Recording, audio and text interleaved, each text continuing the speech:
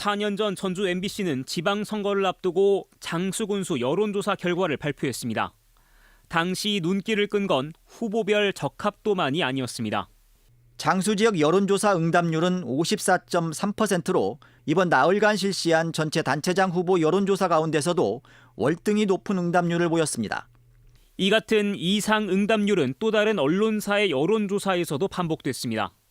그리고 수사와 재판을 거쳐 드러난 결론. 여론조사 과정에 조직적 개입이 수면 위로 드러났습니다. 판결문에 따르면 복수의 장수군수 후보 지지 세력은 여론조사 표본 추출 기준인 휴대전화 요금 청구지를 장수군으로 변경했고 장수의 투표권이 없는 외지인까지 동원해 여론조사 응답에 참여시킨 것으로 나타났습니다. 이 사건으로 30여 명이 법의 판단을 받았습니다. 더불어민주당 지지세가 강한 전북에서는 당내 경선 결과가 사실상 본선 결과를 좌우합니다.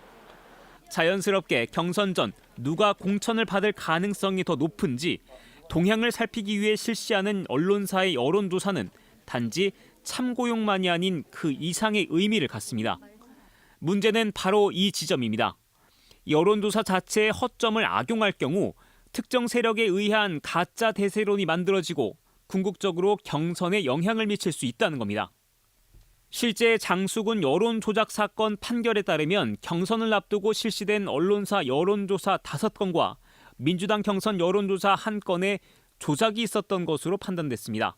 이제 그 여론조사 결과를 공표함으로 인해서 사람들이 알므로 인해서 선거의 투표 행위에 영향을 줄 수도 있는 부분이거든요.